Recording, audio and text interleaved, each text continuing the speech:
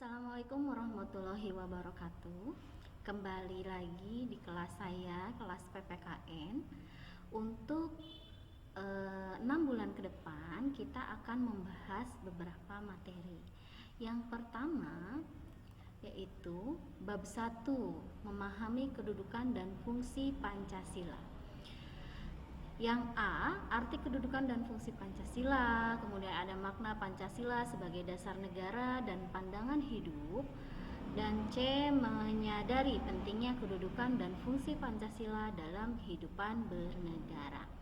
Nah, kemudian untuk bab 2-nya kita akan membahas tentang menumbuhkan kesadaran terhadap Undang-Undang Dasar Negara Republik Indonesia tahun 1945. Yang pertama, kedudukan dan makna pembukaan Undang-Undang Dasar Negara Republik Indonesia tahun 1945. Kedua, kedudukan dan fungsi Negara Republik Indonesia tahun 1945. Dan yang ketiga, peraturan perundang-undangan dalam sistem hukum nasional. Nah, bab 3 kita akan membahas memaknai peraturan perundang-undangan. A, makna tata urutan peraturan perundang-undangan di Indonesia. B, proses penyusunan peraturan perundang-undangan. Dan C, penampilan sikap sesuai dengan peraturan perundang-undangan. Adapun peraturan dalam kelas ini, yang pertama join tepat waktu atau gabung ke kelas tepat waktu. Kemudian yang kedua, mengumpulkan tugas juga harus tepat waktu. Yang ketiga, menggunakan alamat email dengan nama sendiri. Tidak boleh menggunakan Gmail dari games atau Gmail orang tua, kakak, saudara, pokoknya yang orang lain itu nggak boleh ya. Kemudian yang keempat, jika berhalangan hadir dibiasakan untuk izin. Izinnya kemana? Kalian bisa izin WA langsung ke ibu atau bisa menyisipkan pesan di Google Classroom bahwa kalian izin tidak bisa hadir dalam waktu tersebut. Media online yang akan digunakan, yang pertama ada Google Classroom, kemudian yang kedua kuis, yang ketiga adalah WhatsApp. Nah, WhatsApp ini fungsinya sebagai penunjang, ya, penunjang kita untuk berkomunikasi. Nah, kita langsung saja ke materi pertama, yaitu tentang memahami kedudukan dan fungsi Pancasila. Yang A-nya arti kedudukan dan fungsi Pancasila. Sejarah tentang penyusunan dan penetapan dasar negara Pancasila telah kalian pelajari di kelas 7. Jadi, untuk sekarang pendalaman materi lebih lanjut tentang dasar Pancasila dijadikan sebagai dasar negara. Nah, istilah Pancasila dalam kehidupan bernegara pertama kali dikemukakan oleh Insinyur Soekarno dalam sidang BPUPKI, yaitu pada tanggal 1 Juni 1945. Nah, dalam sidang itu kan ada 3 orang yang melakukan mengungkapkan pendapatnya tentang Pancasila. Yang pertama ada Muhammad Yamin, kemudian yang kedua ada Dr. Supomo, kemudian yang ketiga Insinyur Soekarno. Menurut Insinyur Soekarno, Pancasila itu adalah jiwa bangsa Indonesia yang turun-temurun sekian abad lamanya terpendam. Nah, kemudian dengan demikian Pancasila tidak saja menjadi falsafah negara, tetapi juga lebih luas lagi, yaitu menjadi falsafah bangsa Indonesia. Pengertian Pancasila. Pancasila berasal dari kata panca yang berarti 5 dan sila yang berarti sendi.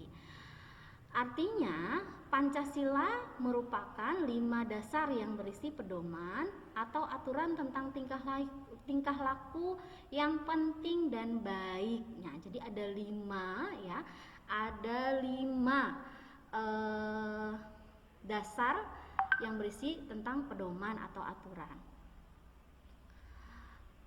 Pancasila sejak tanggal 18 Agustus 1945 telah ditetapkan sebagai dasar negara sebagaimana tertuang dalam alinea keempat pembukaan Undang-Undang Dasar Negara Republik Indonesia. Nah, adapun secara umum fungsi dan peranan Pancasila menurut ketetapan MPR nomor 3 /MPR/2000 tahun 2000 tentang sumber hukum nasional dan tata urutan perundang-undangan dinyatakan bahwa Pancasila berfungsi sebagai dasar negara.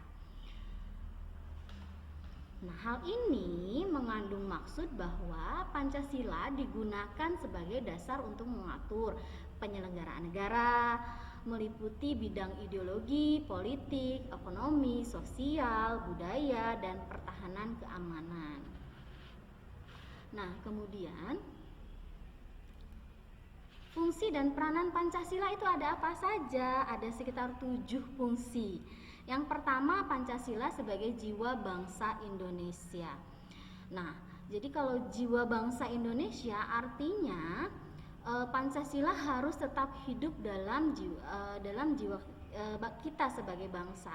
Setiap bangsa dan negara tentu memiliki jiwa. Dalam hal ini Pancasila menjadi jiwa bangsa Indonesia karena Pancasila sendiri telah ada sejak bangsa Indonesia lahir. Nah, kemudian yang kedua, Pancasila sebagai kepribadian bangsa Indonesia. Sebagai hal yang memberikan corak khas. Jadi, kepribadian itu adalah sebuah ciri ya atau corak dari sebuah bangsa. Kemudian yang ketiga, Pancasila sebagai sumber dari segala sumber hukum. Artinya semua peraturan yang mengatur hukum yang ada di Indonesia itu harus tunduk dan bersumber dari Pancasila. Jika bertentangan, maka peraturan itu harus diganti, bukan Pancasilanya yang diganti, tapi peraturan itu. Nah, kemudian yang keempat, Pancasila sebagai perjanjian luhur. Nah, berfungsi sebagai perjanjian luhur artinya karena disepakati melalui sidang panitia persiapan kemerdekaan Indonesia pada tanggal 18 Agustus 1945. Ya, jadi dijadikan sebuah perjanjian. Yang kelima, Pancasila sebagai cita-cita dan tujuan bangsa Indonesia. Jadi untuk menciptakan masyarakat yang adil dan makmur. Kemudian yang keenam, Pancasila sebagai satu-satunya asas dalam kehidupan berbangsa dan bernegara. Jadi karena satu-satunya asas, maka sebagai konsekuensi Pancasila oleh bangsa Indonesia ditetapkan sebagai dasar negara untuk perwujudan melaksanakan Pancasila secara murni dan konsekuen. Terakhir, Pancasila sebagai moral pembangunan. Pancasila dijadikan sebagai kerangka, acuan, tolak ukur, parameter, arahan, dan tujuan dari pembangunan. Nah, itulah pembahasan kita kali ini, yaitu tentang Pancasila, fungsi dan peranan Pancasila, kedudukan dan fungsi peranan Pancasila ya.